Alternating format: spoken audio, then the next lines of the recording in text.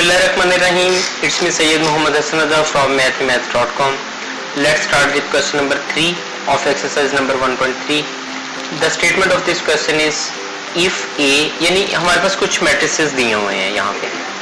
अब इन मैट्रिसेस के साथ जो ऑपरेशंस होने हैं ये भी गिवन है. चलें इसके जो है हम फर्स्ट पार्ट की तरफ चलते हैं.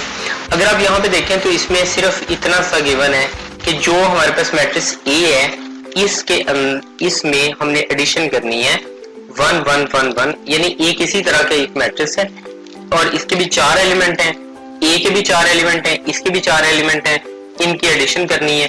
तो यहाँ पे हम सिंपल A की जगह पर A जो हमारा मैट्रिक्स है इसको हम रख देते हैं, यानी -1 2 और 2 1. तो यहाँ पे हमने -1 2 और 2 1 को यहाँ पे पुटअप कर दिया, सब्स्टिट्यूट कर दिया और इसके अंदर एडिशन करनी है हमने, यानी ये ऑलरेडी गिवन है कि 1 1 1 1 की एडिशन करनी है. तो जैसा कि लास्ट क्वेश्चन में भी मैंने बताया था, यहाँ पे हमारी एडिशन होती है ऑर्डर वाइज. मतलब यहाँ पे ये जो इस एलिमेंट का जो ऑर्डर है ये -1 इस +1 के साथ ऐड हो जाएगा. यहाँ पे 2 और ये 1 ऐड होगा, यहाँ 2 और 1 ऐड होगा, यहाँ 1 और 1 ऐड होगा.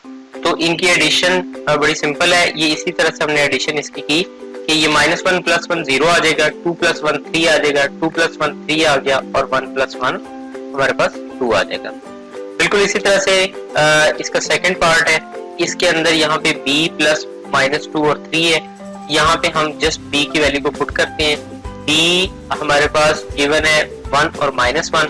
यहाँ पे हमने b की जगह पे 1 और -1 को यहाँ पे पुट कर दिया, 1 और -1, और यहाँ पे इसमें एडिशन हो रही है -2 और 3 की. तो यहाँ पे ये 1 इसके अंदर इसमें ऐड हो जाएगा, -1 इस 3 में ऐड हो जाएगा. तो जैसे ही इनकी एडिशन होगी तो ये हमारे पास 1 में से 2 माइनस होंगे तो ये हमारे पास -1 आ जाएगा. -1 + 2 का ये +3 का ये मतलब है कि 3 में से 1 माइनस होंगे तो ये हमारे पास +2 आ जाएगा. बिल्कुल इसी तरह से C है, इसको आप जरा खुद कैलकुलेट कीजिए. D भी बड़ा सिंपल है, इसको आप देख लें, इसमें कोई प्रॉब्लम आ रहा है तो आप हमसे कांटेक्ट कर लें. अब यहाँ पे अगर हम इसके फिफ्थ पार्ट की तरफ चलते हैं तो इसका फिफ्थ पार्ट 2A है. तो इसके फिफ्थ पार्ट में यहाँ पे 2A है, 2 को A के साथ मल्टीप्लाई करना है. A जो मैट्रिक्स है वो ये है. तो इसका ये मतलब है कि यहाँ पे इसका हर एलिमेंट, जैसे ये -1 है, 2 है, 2 और इसके 4 के 4 एलिमेंट इस 2 के साथ मल्टीप्लाई हो जाएंगे. तो 2 -1 से मल्टीप्लाई होगा, -2 आ गया. 2 इस 2 से मल्टीप्लाई होगा, 4 आ जाएगा. 2 के साथ मल्टीप्लाई होगा तो 4 आ जाएगा. 2 1 के साथ मल्टीप्लाई होगा तो ये हमारे पास 2 आ जाएगा. -1 को b के साथ मल्टीप्लाई करना है तो b हमारे पास है 1 और -1, ये माइनस इस +1 के साथ मल्टीप्लाई हुआ तो ये हमारे पास -1 ही आ जाएगा. माइनस इस माइनस के साथ मल्टीप्लाई होगा तो ये हमारे पास प्लस आ जाएगा.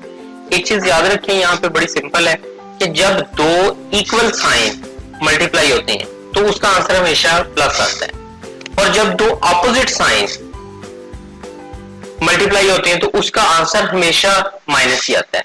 जैसे कि माइनस माइनस के साथ मल्टीप्लाई होगा तो हमेशा प्लस प्लस मल्टीप्लाई होंगे तो उसका आंसर प्लस आ जाएगा.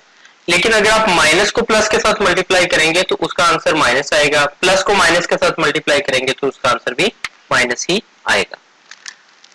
इसका 7th पार्ट बड़ा सिंपल है, इसी तरह से जैसा कि अभी हमने लास्ट 2 पार्ट्स किए हैं, लास्ट वाले पार्ट्स किए हैं. इसका 8th पार्ट, इसको भी आप देख लें. इसमें D के हर एलिमेंट के साथ 3 मल्टीप्लाई हो रहा है, इसमें C के हर एलिमेंट के साथ 3 मल्टीप्लाई हो रहा है. तो इस तरह से ये क्वेश्चन कंप्लीट हो गया. आप इसे सॉल्व कीजिएगा. अगर आपको इसमें कोई कंफ्यूजन हो तो आप हमें क्वेश्चन कर सकते हैं. हमारे YouTube चैनल अवेलेबल है, आप उसे सब्सक्राइब करें ताकि हमारी लेटेस्ट वीडियोस और अपडेट्स आपको मिलती रहें. Thanks for watching मैथमेथ.